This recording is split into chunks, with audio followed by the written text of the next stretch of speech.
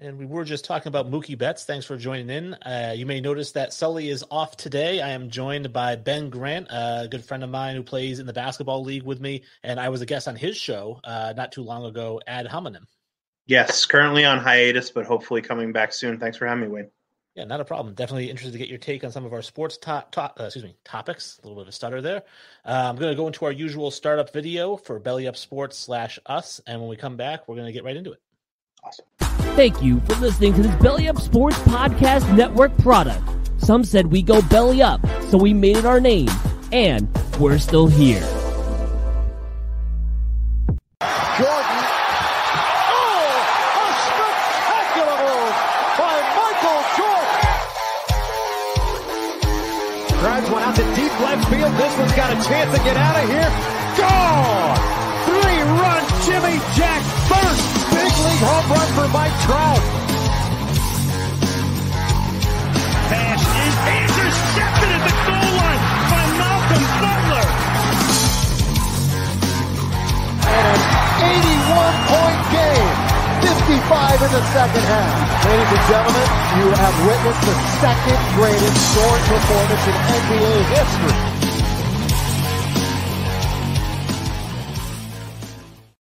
What's going on, everybody? How do you like the intro, Ben? I very, very entertaining. Yeah, I definitely get, when we first started doing it, I get really pumped up coming out of the intro. Yeah. I'm kind of used to it now, but just that the Kobe 81 game to me was always a big deal, as Kobe's my all-time favorite player. And now it's like every time I see it, there's something. I talked to Sully because it's one of his favorite players as well. There's almost something that stings, seeing it now. Yeah, I mean, regardless of who he did it against, 81 points is still, I mean, you can't even quantify what that means, even in today's NBA, never mind, when he actually accomplished that. Yeah, for sure. Now, old high school classmate of mine, Matt Bonner, was on that Raptors team. Bonner was actually 2 years behind me. I was a junior when he was a freshman and averaged 24 points and 20 rebounds as a freshman or whatever it was. Yeah, he was a special player. I used to play pickup at Southern New Hampshire University with guys like his younger brother Luke, Corey Hassan, Tyler Roach, a lot of those guys who were coming up at the same time, including guys like Chris Lutz, who were on that amazing Trinity team. Yeah, I mean, he was a special player for the state of New Hampshire and had a pretty solid career, especially with the Spurs afterwards. Well, like I said, we are live on Facebook. We're also live on YouTube and live on Twitter. If you want to watch the show, you can certainly do that live. You can also check out the show in audio format on iTunes, Spotify, Stitcher, Amazon Music, and you can also catch the video replay on YouTube. It is saved there, and we do a lot of visual cues, so it's good to check that out. And you can reach the show at Infinity Sports Podcast on Facebook, at Infinity Sports Podcast on Instagram, and at Sports Infinity 5 on Twitter. You can also visit the website, www.Infinity Sports Podcast. We have a store there. You can get some great Infinity Sports merchandise, some 12 is greater than 9, and our Sully collection, which right now just has the Happy Gilmore quote on it. As I mentioned, Ben is somebody I know. I was on his show, Ad Hominem, and I wanted to see if you want to talk a little bit about your show, what it's about, and kind of where people can find it once it comes back on. Yeah, for sure. So I do have a podcast, Ad Hominem Podcast. It's on YouTube exclusively right now with my co-host Nick Paquin. We talk about a lot of political issues, pop culture, sports. It's a good mix of topics, that I think a lot of people would enjoy. We also have a segment at the end where we give our guests. We have a weekly guest. We give them a couple of choices, a couple of tough choices. We call it our rapid fire segment, excuse me. And we give them some tough choices, and then we get their take on the choice, and we debate, we go back and forth. So a lot of great dialogue. It is on hiatus right now. We kind of decided that it may be a good idea to get things up and running potentially after the election. Things were getting a little bit hot. There was less enthusiasm about being a guest on the show to give different perspectives and opinions. So we are on hiatus right now, but hopefully have that back up and running for you for potential viewers soon. Yeah, for sure. I definitely enjoyed being a part of the show. I enjoy that kind of discord. If it can be civil, obviously, and I've been on a couple of shows like that, it's funny because right-wing shows like to have me on thinking I'm a left-wing person, and obviously I'm more of a moderate. I just lean a little left. But people have me on and they're like, oh, don't get upset. I'm like, I'm not going to get upset about whatever you're saying. It's like, that's your opinion. And if I disagree with you, that's cool. I mean, the world has lots of different colors. Right. Absolutely. I mentioned we are part of the Belly Up Sports Network.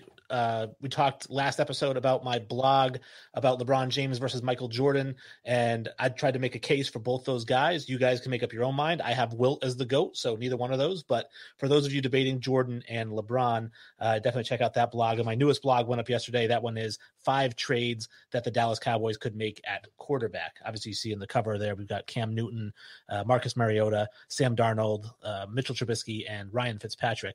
Did you have any thoughts on who the Cowboys could potentially get at quarterback, or are they going to stick with Dalton?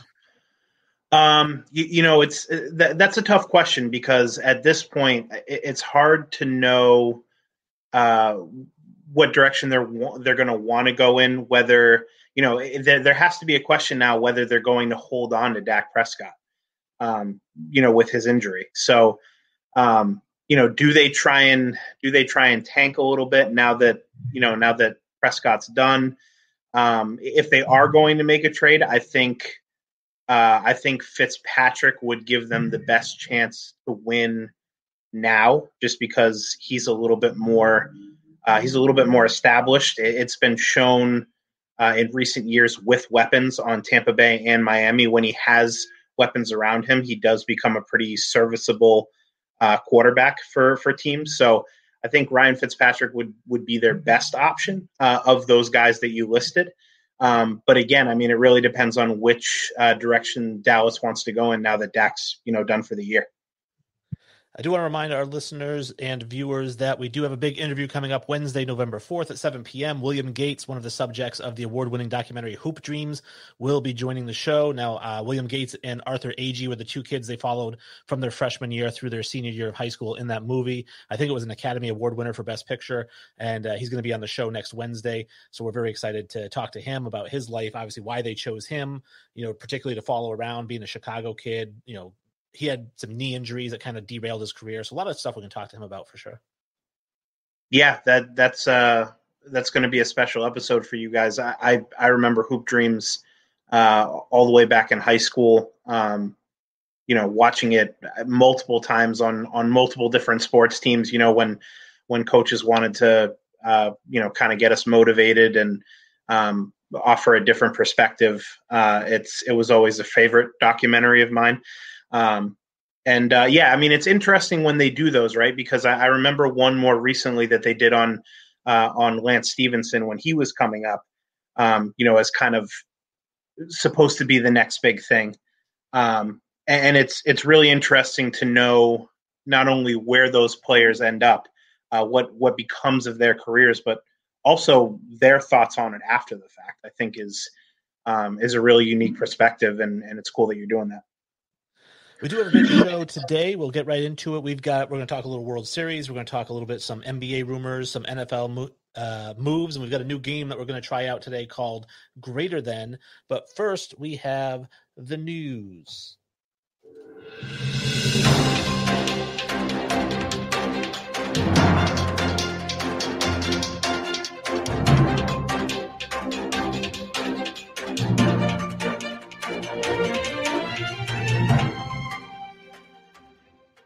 So the news segment, like on Monday, is brought to you by Invader Coffee. It is a sponsor of Belly Up. They are 100% organic, 100% air-roasted beans. You get 100% money-back guarantee, and it is a veteran-owned business. So definitely support the troops and those who help fight for freedom and for your right to drink coffee.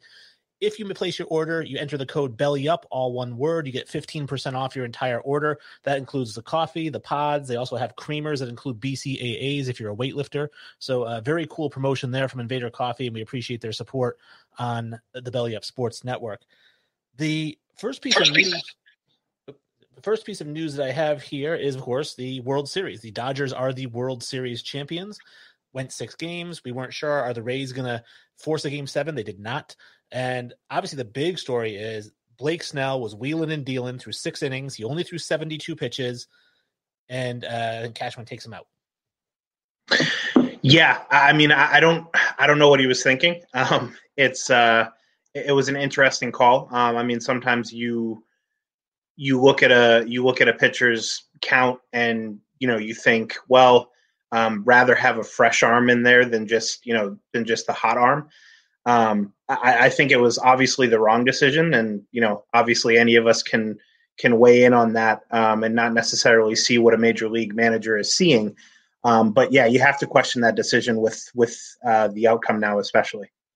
Well, it did seem reminiscent of Pedro Martinez getting pulled in the ALCS against the New York Yankees. They put Tim Wakefield in. He gives up the home run to Boone. It made me think of Roger Clemens getting pulled in the World Series against the Mets before Bill Buckner's error. Both of those different scenarios. I think Pedro had thrown over 100 pitches at that point when he came out of the game. He did look like he was struggling to find the strike zone. Clemens had a blister on his hand. He couldn't grip the ball. So a little bit different here. We have, as far as we know, like I said, there's nothing saying why he would come out at such a low pitch count. Yeah. I mean, it's hard to explain. I mean, I think a lot of people will, especially, Tampa Bay apologists will kind of just explain it away, when you consider that, in terms of payroll, Clayton Kershaw and Mookie Betts together make more money than the entire Tampa Bay Rays roster. So I think, a lot of apologists will try and explain it away and say, yeah, it might have been the wrong decision, but for us to compete anyway was something special and unprecedented. But yeah, I mean, I agree with you. There may have been something that he saw that that nobody else could see, but it's really, really hard to see how he could do that in that situation when when their lives were on the line. It looks like we are joined by Sully in some form, in spirit. He's with us. He says, awful pull by Cash. He then says, I said that last week. So I know that he wouldn't be a big fan of the managerial decisions there. So definitely cool to have him chime in and about what he was thinking. Yeah. As far as the World Series, I don't have a whole lot to say. I mean, the Dodgers win a World Series. I really feel like they were the favorite all season long. They had the highest winning percentage during the season. They were steamrolling teams. Their pitching staff looked good. Their hitters look good. That lineup is just, I think it's better than Murderer's Row if you think about it. I mean, it's ridiculous. Yeah. I mean, it's, they have no weaknesses anywhere on their roster, really, from what I can see. And again, for Tampa Bay to compete was something special, and it made a uniquely kind of frustrating major league season from both I'm sure a player standpoint and also a viewer standpoint. It made it a lot more exciting to end the season, but I mean, I think that was expected. The Dodgers were just that much better, not only from a roster standpoint, but also from just a managerial standpoint too, which is obvious now. And it's nice to see obviously the Red Sox West, I guess I would call them, kind of do well. But how do you feel about getting to see David Price put a ring on? Because I know a lot of people did not like David Price. Yeah, I mean, David Price, I think the expectations for him in Boston were a little bit overblown. I mean, I know when Boston got David Price, what the expectations were that he was going to be a Cy Young caliber pitcher, and that there were really no excuses for him to, with the lineups that we had, for him to underperform. You have to take into consideration environment. When dealing with Boston, it's a very tough place to play. When it comes to pressure from fans, when it comes to pressure from the media. And so he did end up underperforming. But I think, I think David Price getting a ring, it's good for him. He is a talented enough pitcher to do it. And despite a lot of the excuses he made when he was in Boston, well. It's a little bit annoying with how he played here, with how he performed here, but good on him. Congratulations. I see Sully says the Dodgers had the 4th highest run differential of all time this year. That's a good stat. I guess in only 60 games or whatever it was, too. Yeah. Now, the next bit of news I have, we're getting into football. Stephon Gilmore, reports are that he has put his house up for sale here in Massachusetts. And I say here in Massachusetts, I live in New Hampshire, but in New England. And there's a lot of people reading things into it. Now, I mean, who knows? Maybe he's going to buy a bigger house now because his house appreciated. We don't know, right? But what we do know is that he was a defensive player of the year last year. He only has 1 year left on his contract, so he is through 2021. This isn't the last year. And that 2021 cap, it's only $7 million. So I don't see any reason, if you have the defensive player of the year for $7 million a year, why you would trade him. So I don't know, but people are thinking that he might be traded. Right. I mean, so, there are a lot of different factors here. It could be a situation in the locker room that a lot of people don't know about. Obviously the Patriots historically are good at keeping issues like that under wraps. What I would say is that, it could be one of those things. Everybody made a big deal about, when Tom Brady went and looked at a school in Chicago for his son this offseason, everybody was talking about how he was going to the Bears, and, speculation on when a player sells a house. You're right. He could just be buying a bigger house. I would find it difficult to understand if they do end up trading him, just because, as we were talking about before the show, the fact that the Patriots have dealt with kind of the biggest impact as far as COVID goes, not only in season, but before the season started, Patrick Chung, Dante Hightower, 2 of their most impactful defensive players opting out of the season, on top of, Bolden, who is a perennial special teams guy, along with Matthew Slater, when he plays is one of their biggest special teams players. Marcus Cannon on the offensive line, arguably their best offensive lineman. Matt Lacoste, who we all know how much tight ends factor into a Patriots offense from years past. I just felt like they were dealt kind of a tough hand to begin with, and they're doing the best that they can. And people saying that, this proves anything as far as, Bill versus Tom, or, the direction that they're going to go, back to the Patriots of old that everybody experienced before they had their success of the last 20 years. I just think that's overblown. We need to wait and see. But as far as Gilmore goes specifically, I would find it difficult to understand them trading him. And hopefully it's just, an overblown headline. Another move that happened is the Bengals traded Carlos Dunlap to the Seattle Seahawks. Obviously a big name, and Carlos Dunlap's a guy who he does put pressure on the passer. Historically, he'll give you 8, 9, or even 10 sacks in a season. But this season, he'll only get 1 sack. Now, it could be double teams. I don't know. I don't watch Bengals games. But what I do know is that the Seattle Seahawks love length and speed on the defense, and he's got that in buckets. Yeah, Dunlap is a great pickup for them. Their defense has been awful. And the fact is that as good as Russell Wilson and that cast of receivers, along with running back Chris Carson, as good as that offense is, they can't just get into shootouts and expect to constantly win those games, especially deeper into the season, dealing with teams like Green Bay in the playoffs. There are teams that if they get into those type of shootouts and have no pressure on the quarterback whatsoever, they're going to lose. And so I think picking up a solid pass rusher like Dunlap is the right move for them to continue to compete and to continue to be considered a Super Bowl contender. Hopefully the combination of Dunlap and Jamal Adams pays dividends for them. In NBA, I read a report that the Dallas Mavericks were trying to trade into the lottery or in the top part of the draft, and they're all in on building this team. They've got Kristaps, they've got Luka Doncic. The thing that puzzles me is that by most experts' accounts, this is one of the worst drafts in years. So trying to get into the top of the draft, I mean, they must have had a private workout or a scout or somebody tell them, this is a guy we need to get. Do not miss the boat on this guy. That's the only thing I can think of because I don't see any guy like that in this draft. Yeah, it's difficult to say because, I saw the same headline, and basically what they said is that they want a third superstar to go with Luka and Porzingis, who, obviously a lot of people don't know this. Porzingis is still only 25 years old. So the consensus is that they're going to be good for a pretty long time. So when you consider that, future first round picks aren't really going to factor into any deal that they make significantly.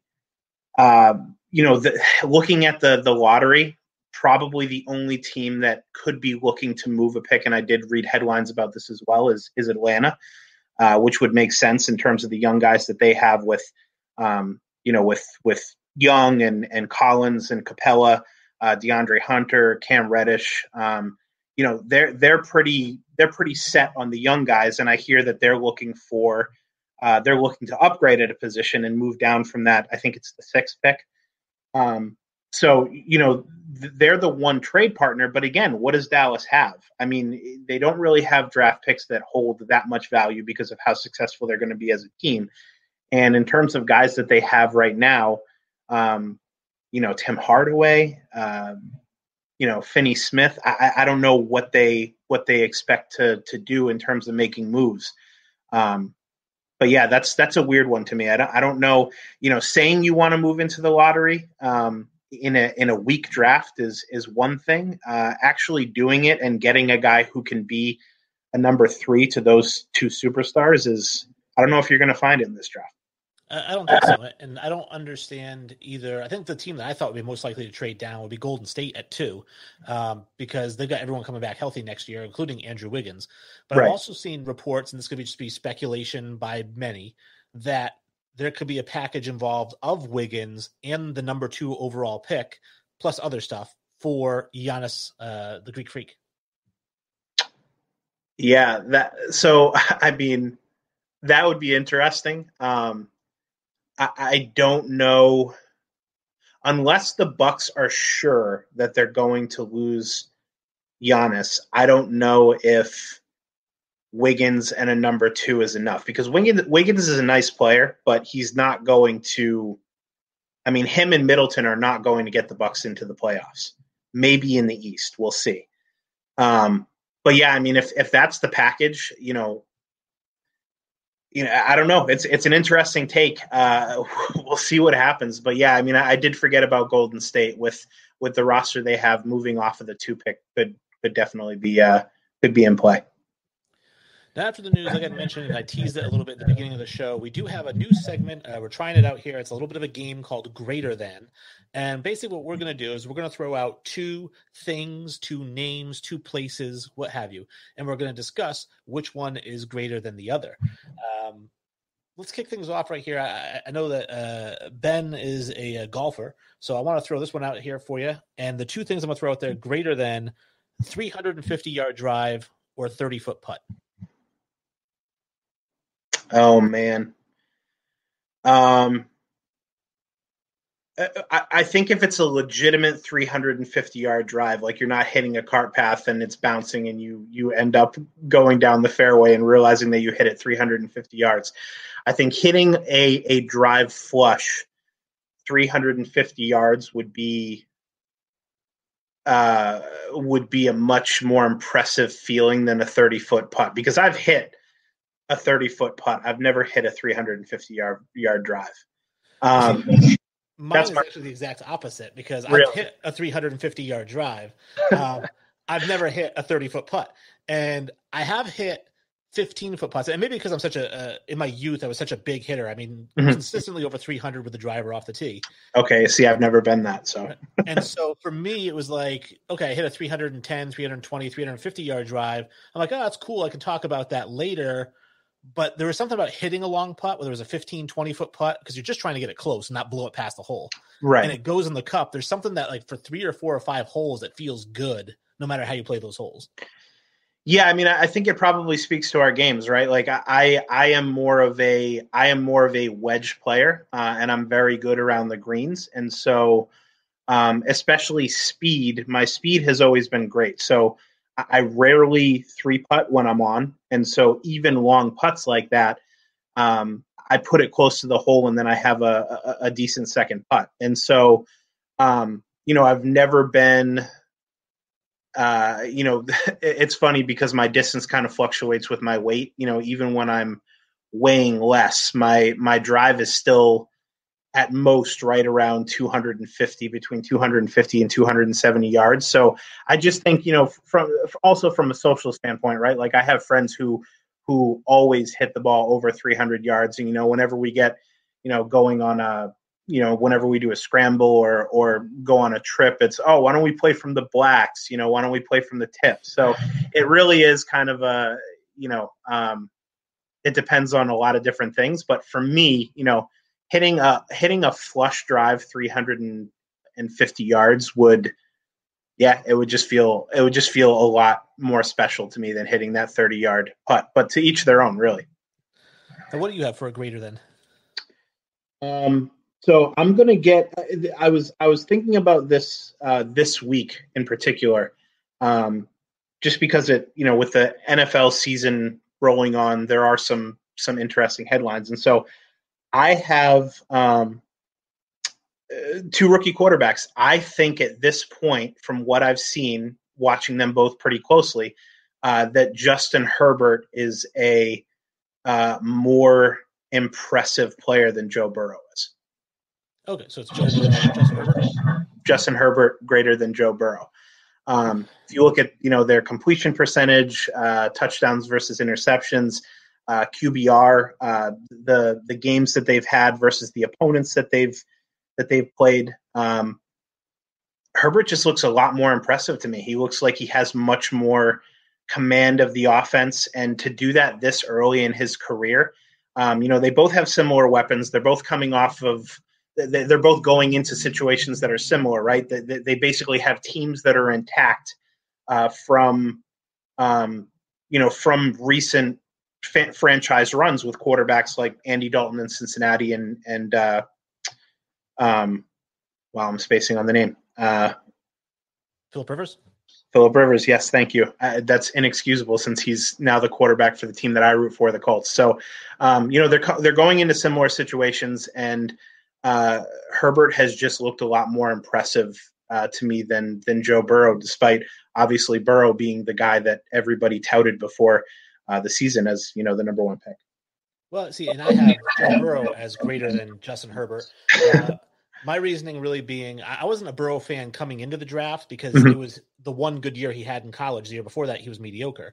Right. So I wasn't sure if he was going to be a one-hit wonder. Oregon quarterbacks generally don't pan out, but when you look at the measurables of Herbert, he's 6'6", he's got a cannon for an arm, he runs a 4.4, he's got all the tools that you like.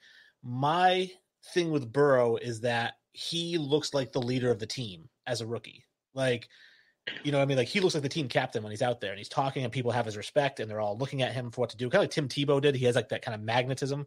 Yeah. I don't think Herbert has that, which is fine. He's a rookie. You're not supposed to be the leader of the team as a rookie. But when we talk about the athleticism and the measurables versus the intangibles, I really see like a Tom Brady in Joe Burrow versus a Peyton Manning in Herbert.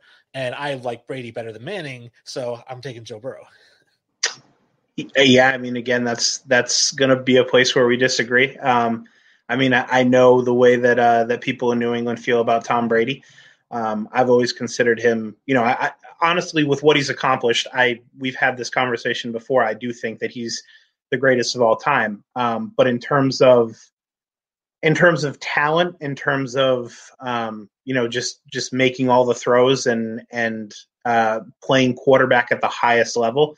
I do think Peyton Manning was in general a better quarterback than Tom Brady was. And so maybe that's the root of the disagreement for us. Yeah, I definitely agree with that because I had a debate with somebody on one of these threads. They said, without saying 6 rings, make an argument for why Tom Brady is better than Peyton Manning. And I said, well, here's the thing. If you look at their stats side by side, game for game, they average the same number of passing yards per game. they have the same completion percentage, but Tom Brady turns the ball over less than Peyton Manning did. Tom Brady had like a 3-to-1 touchdown to interception ratio, whereas Peyton Manning had like a 2.6 to 1, it's close, but over a course of several thousand throws, it adds up. And at the end of the day, I said, if they're equals, let's just call them equals in stats. I mean, complete equals, then you have to go to the team records, even though it's a big team game and the quarterback's one of many pieces, but we have nothing else to go on. Their measurables are all the same. So we have to go by team achievement, and the team achieved more with Tom Brady. So even though their stats are identical, I went with Brady as the better quarterback because of the 6 rings and the record of like 77% winning percentage in the playoffs. Yeah, I mean, I understand that take. I mean, I'd like to. Obviously, we didn't discuss that this would be one of the debates that we had. Maybe in a future show, if you have me on again, we can discuss this more in depth. But I would look into deeper stats like how far Tom Brady actually threw the ball, yards per completion, stuff like that. Because I understand what you're saying in terms of touchdown to interception ratio. That being said, in terms of turnovers, when you take more chances and you throw the ball further and you try and fit it into difficult windows, obviously that leaves you more open to turnovers and interceptions. And when you consider that him taking more chances is probably indicative of him actually being talented enough to take those chances rather than just throwing it, 6 yards and letting talented receivers do what they do. I think that probably factors in a little bit, but again, the stats and the debate is a little bit deeper than that, and obviously I'm not quite as prepared for a more in-depth debate on that one. I'm only prepared because I had that argument a couple days ago. Right, yeah, absolutely. But no, all right. So my next grader, then we're going to venture off of sports for a second here. Mm-hmm. Billy Joel, Elton John. Man, I would go Elton John. I think his music is just so iconic, and that's not to say that Billy Joel's music isn't. But I just think, in terms of over their full career, Elton John and his persona and his music just reached a higher level than Billy Joel did at his peak. And that's not to say that Billy Joel isn't a fantastic, isn't a fantastic singer-songwriter and hasn't had a fantastic career. I just think Elton John, when you're talking about greater than iconic, it's Elton John over Billy Joel. See, I take Billy Joel over Elton John. And my reasoning is this: again, like you said, both of them are fantastic. It's very close, which is why I use the two of them. Yeah. The reason I take Billy Joel is because Elton John, I'm going to compare him to two other musicians or composers, which is Mozart and Beethoven, right? Mozart may have been the more talented between the two of them. Beethoven was not a prodigy. But when you listen to their music, Mozart's music has a pretentiousness to it. It's a rich person's music. It's fancy waltzes. Beethoven's music is dark and deep and soulful, and there's something emotional in his music. With Billy Joel and Elton John sounds like he's singing for the rich people with the champagne glasses and the martini glasses. Billy Joel's singing Piano Man and Goodnight Saigon and Downeaster Alexa. They're songs about me, the average guy. And so I have that connection to Billy Joel more so than Elton John. Yeah, I got you. And maybe it's just, it's why we do these segments, right? Because it's from a perspective of, I can appreciate that, Billy Joel, the everyman, the songs that are kind of the everyman's, song. Whereas again, I look at iconic, I look at those songs that are just, kind of higher than life, that really kind of, again, highlight the extravagance. And that's where I can appreciate Elton John's greatness over Billy Joel's. So definitely respect the opinion. That's, obviously that's just where I go with it. What do you got? So I'm going to go into a realm that I'm not sure how closely you follow with the UFC. Khabib Nurmagomedov just won his title defense, or not his title defense, because they were both kind of champions at the time, but just beat Justin Gaethje. And so a lot of people are talking about him being the GOAT of the UFC. He's undefeated, kind of dominated all his opponents. And I actually think that John Jones is greater than Khabib. And so again, I'm not sure how much research or how much you're into the UFC. I'm a kind of a lifelong MMA fan. Did quite a bit of training in my youth. So I'm kind of used to the culture and used to used to the fandom.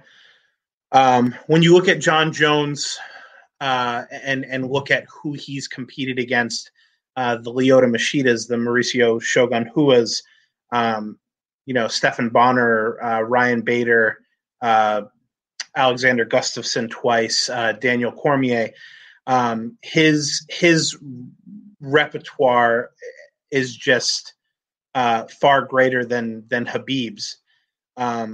And I think a lot of people that are kind of just saying that Khabib is the greatest of all time are mistaken. He hasn't really. He's fought a couple of special talents, but really, since he came into the UFC in 2012, really has only fought an average of once a year. And when you consider John Jones's only loss, he's also technically kind of undefeated because his only loss was he was beating the crap out of a guy named Matt Hamill, and just happened to use a downward elbow when he already had the fight won and was disqualified. I just think that John Jones is the greatest of all time. He's still fighting, whereas Khabib, at least on the surface, seems to have retired after the death of his father, after this most recent win. So I think it's hard to pick Khabib over Jones, and people who are doing so, I think they should just look at the body of work a little bit more closely. Yeah, I'm definitely not prepared to argue in depth for either one. But I did watch UFC way back in its infancy stages. Mm-hmm. And for me, I mean, I've watched a little bit. I've watched McGregor. I've watched a little bit of Khabib. I've watched a little bit of was it Matt Hughes and guys like that. But going back to Royce Gracie, who would fight when there were no weight classes, when there were no gloves, and you basically had to fight 3 fights per day to kind of advance through the tournament. And guys like that. So Royce Gracie basically is the father of modern Brazilian Jiu-Jitsu.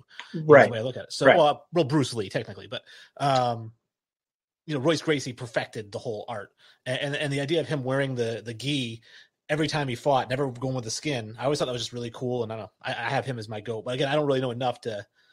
Absolutely. And, I agree with you. The Gracie family is still, heavily respected and looked at as kind of the forefathers of Brazilian Jiu-Jitsu, along with Eddie Bravo.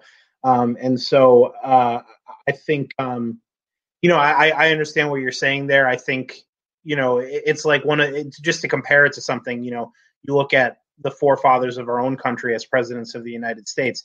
I don't know if anybody would say that, that any of those guys were the greatest presidents we ever had. Because obviously, well, you could.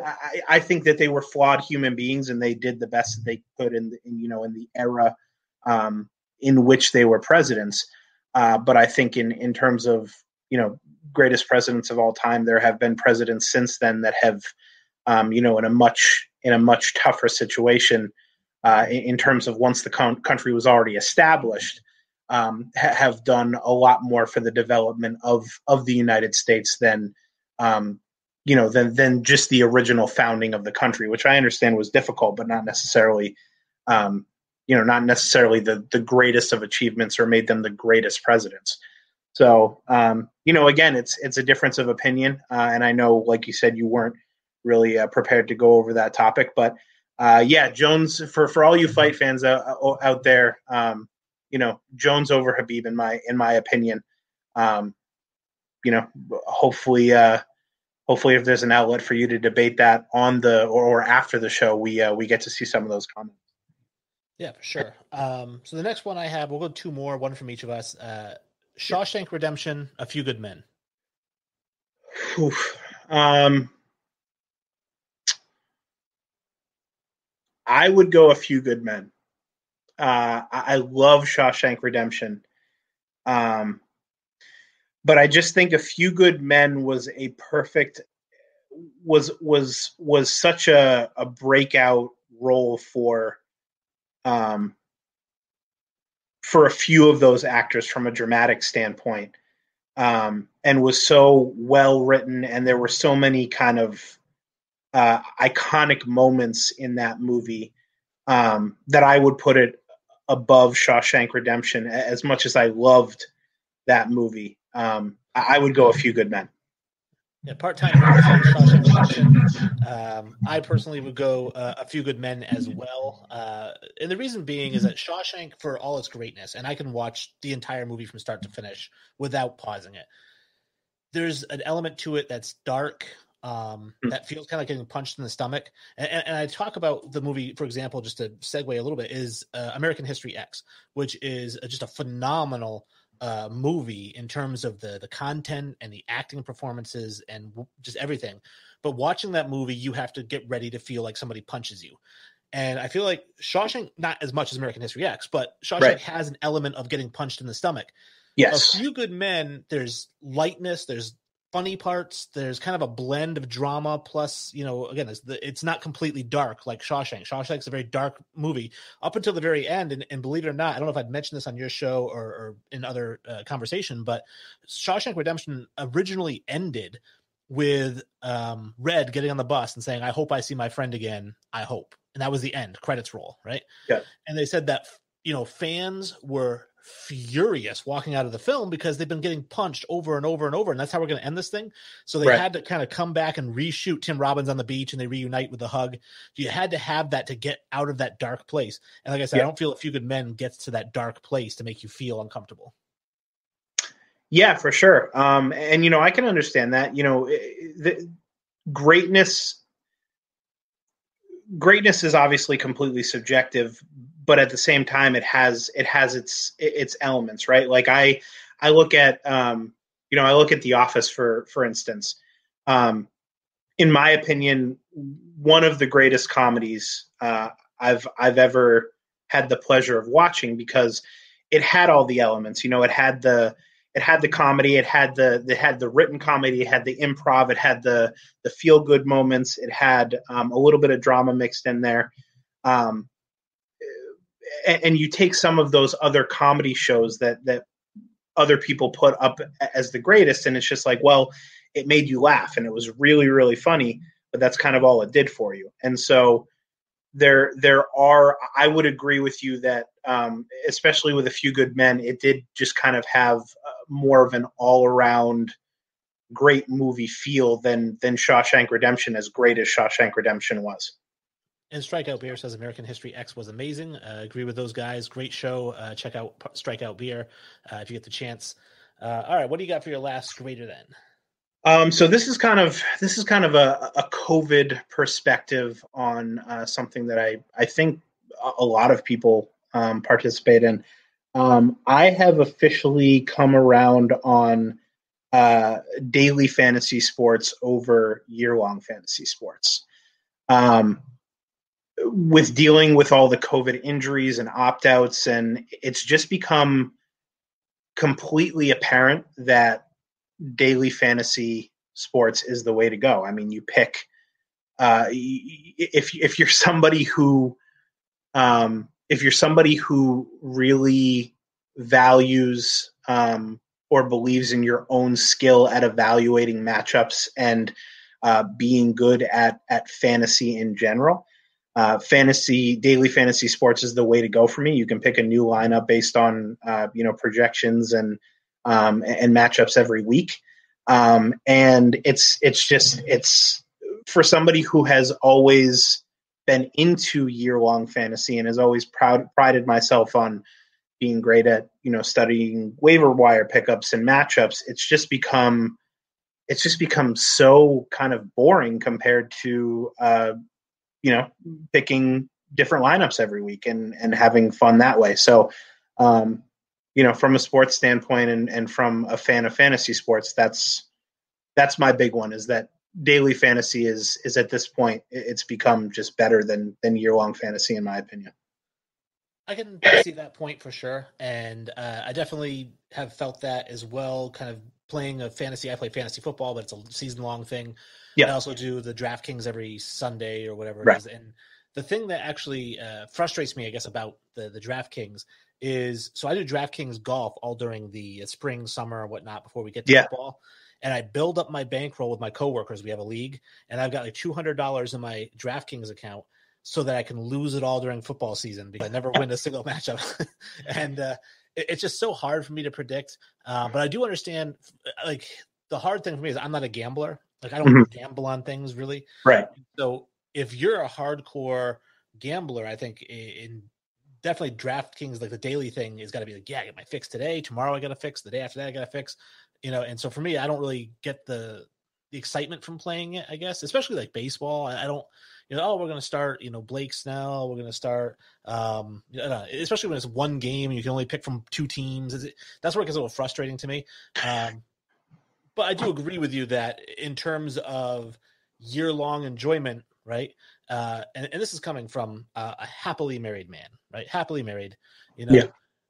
But obviously there's a part of you when you get married, the longer you get married, that reveres those youthful days when there are lots and lots of options. So you think about those times. And that's the same thing I think with the football, right? Is I love the year-long football, but it is nice to be able to I'm going to switch it up today. I'm going to switch it up to something else tomorrow. I'm going to go back to the other thing too. Right.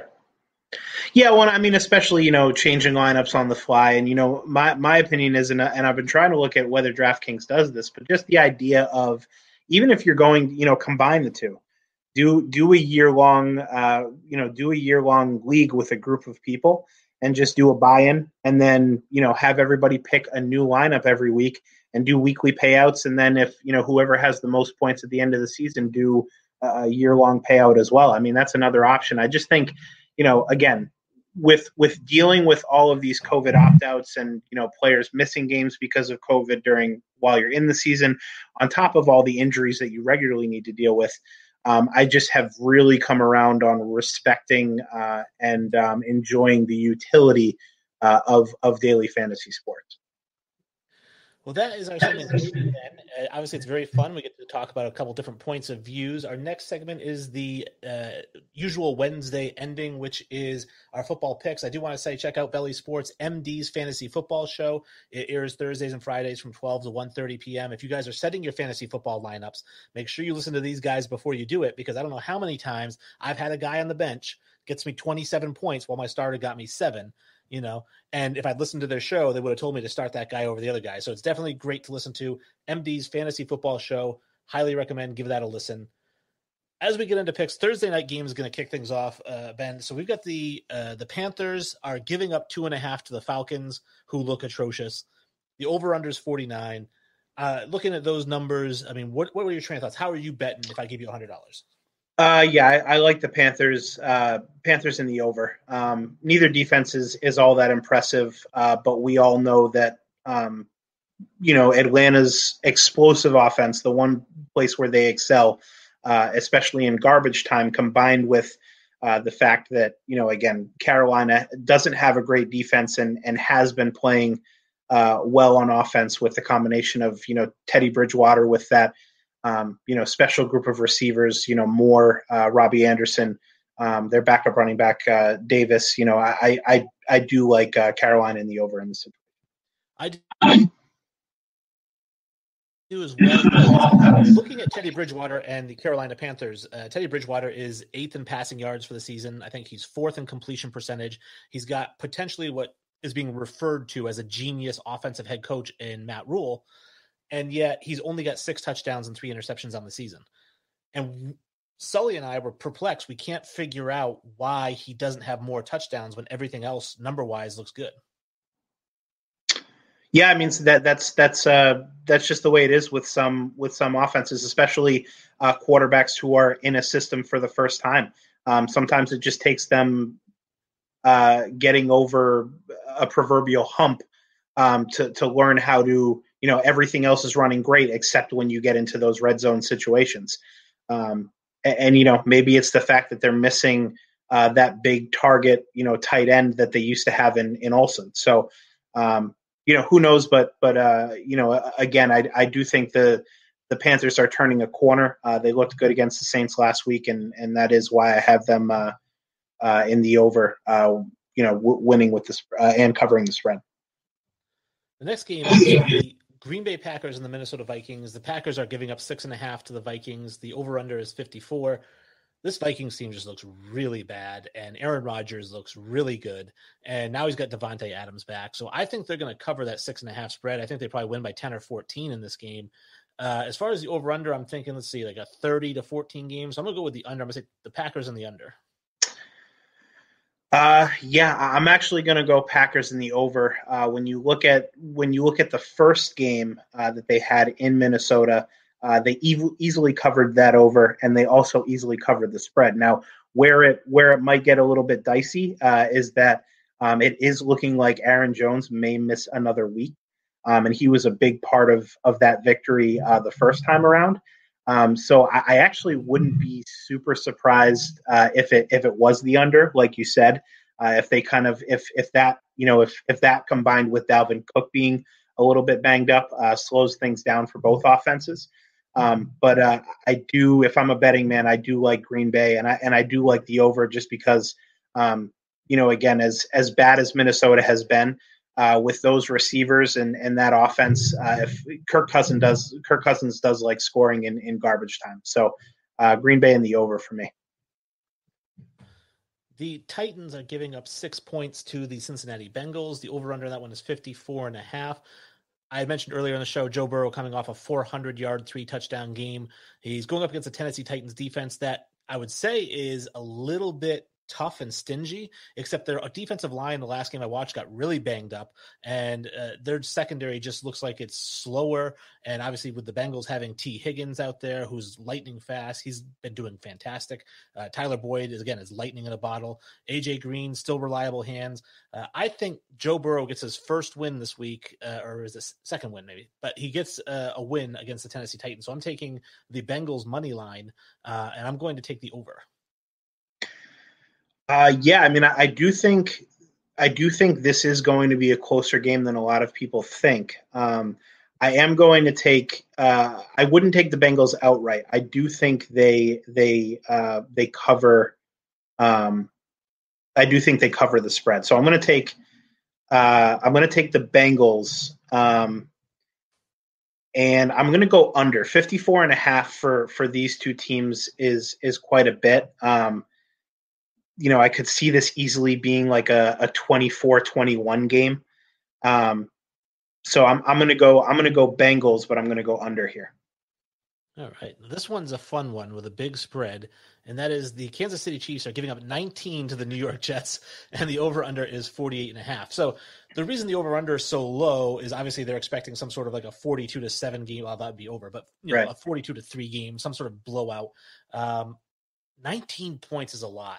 That's the biggest spread I've seen in a long time, not outside of college football. And generally the rule of thumb is if you get double digits from Vegas, you take it. However, with the Jets, they have not covered any of the double-digit spreads that they've been up against. This Kansas City team does look tough, but I don't think the Jets' defense is that bad. I take the Jets, and I'll take the 19 points, and I will take the under. Wow. Okay. I'm going to take Kansas City in the over. Even kind of running at half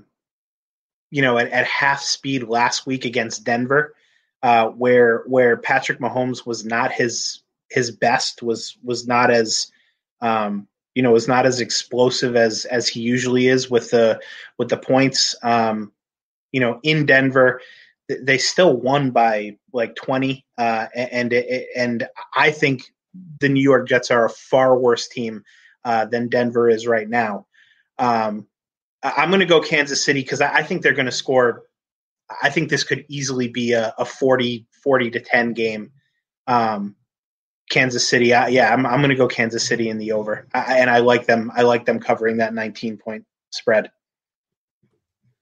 The next one we have is your team, the Colts. Over-under is 50. They're giving up 3 to the Lions. The Lions are a Jekyll and Hyde team to me because sometimes they look really good. Other times they look like dog crap. The biggest thing for me is, can we please get that child abuser out of the backfield, put DeAndre Swift in there. He looked good last week. He had 9 carries. He's also great receiving back. I think he can be an every down back. And I'm sick and tired of seeing Adrian Peterson. I wish somebody break both of his legs. That said, looking at this game, I'm probably going to take the Lions here and the 3 points.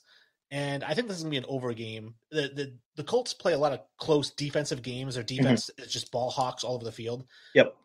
But I still think that this game could be 27-23, and that puts us right at that 50 mark. So I'm going to go one tick over. I'm going to take the over, and I'm going to take the Lions and the 3 points. Yeah, so I'm going to take Lions in the under. I know, I am a Colts fan, and I do hope they win this game.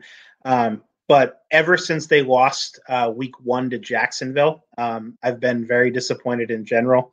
I had some entries in a loser pool, picked Jacksonville to lose, and my own team screwed me over week 1 and scared the crap out of me again last week against, or excuse me, the week before against Cincinnati, where they had to come back and win that game. So the Colts have been kind of a disappointment for me. Phillip Rivers has historically kind of had trouble just finishing games.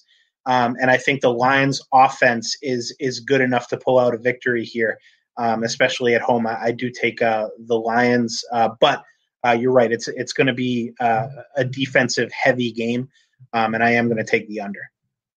All right. The Baltimore Ravens, I'm guessing at home, are giving up 3.5 points to the undefeated Steelers.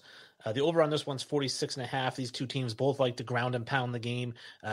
Even Lamar Jackson's a running back, basically. J.K. Dobbins, I would love to see him get more carries. Speaking of rookie running backs, I would like to see get more carries. Looking at this team, 3.5, I think the Steelers' defense has just looked incredibly impressive. The Ravens' offense has not. However, I do love the addition of Yannick Ngakoue on that Ravens team. I think that he's an athletic freak that can make a huge impact in his first game with them. So I would say I'm going to take the Ravens. I'm going to give up the 3.5 points, but that 46.5, I think we're going to go over that because I would expect maybe Chase Claypool to get a couple of touchdowns. You can see Lamar Jackson throwing it deep to Marquise Brown a couple of times. I'm going to take the over 46.5. That's a low over-under. Yeah, that is a little over under. I'm actually the Steelers have looked phenomenal, and I know they kind of had a hiccup there towards the end where Tennessee almost came back in that game. But until I see the Steelers not stick, or at least their game script not work out for them, I'm going to continue picking the Steelers. I will pick the Steelers in the under for this one. All right. The next game we have the LA Rams. 46 is the over-under, another low one against the Miami Dolphins. +4. This is Tua Tagovailoa's rookie debut here, so we'll see if it was worth benching Fitzpatrick. 46 +4, so we're looking at a game of probably 25-21 is what they're saying in that range. 24, 22, something like whatever. I think the Dolphins can actually win this game. I don't know if they will. That Rams team is tough, but I'm taking the Dolphins because even if they don't win, they're going to cover, I think, that 4 points. And I'm going to take the over because that Dolphins team with Fitzpatrick was putting up a ton of points. And I understand you got Jalen Ramsey over there on the Rams, but I don't think that Rams defense is going to stop them from scoring. I think that Miami secondary is going to kind of lock down Goff a little bit. But I still think we go over the 46, and I'm going to take the Dolphins. Yeah, I mean, I like the over as well. I'm actually going to take the Rams, though. I don't like betting on teams that are starting a rookie quarterback for the first time all season. As much as the Dolphins have guys like Devontae Parker and Preston Williams, who have been explosive, along with Gesicki. And a Rams team who has given up a lot of big plays, especially Jalen Ramsey. He's been getting torched this season. I still don't like the rookie quarterback aspect. Him coming into his first game, there's going to be, as a starter, there's going to be jitters. I like the Rams in the over in this one. All right. And we'll do one more of these. We're actually running up against the clock here, so I'll just do I want to do our team here. Let's get where are we at? The Patriots are I don't have the Patriots on here. The Patriots should be here we go. Patriots and the Bills. Bills 43.5 is the over-under, 3.5 to the Patriots. The way they're playing, I mean, I don't know if 3.5 is enough, but I guess they're still counting on a Bill Belichick-based defense to confuse Josh Allen. Josh Allen is prone to making mistakes, although he is playing better this season.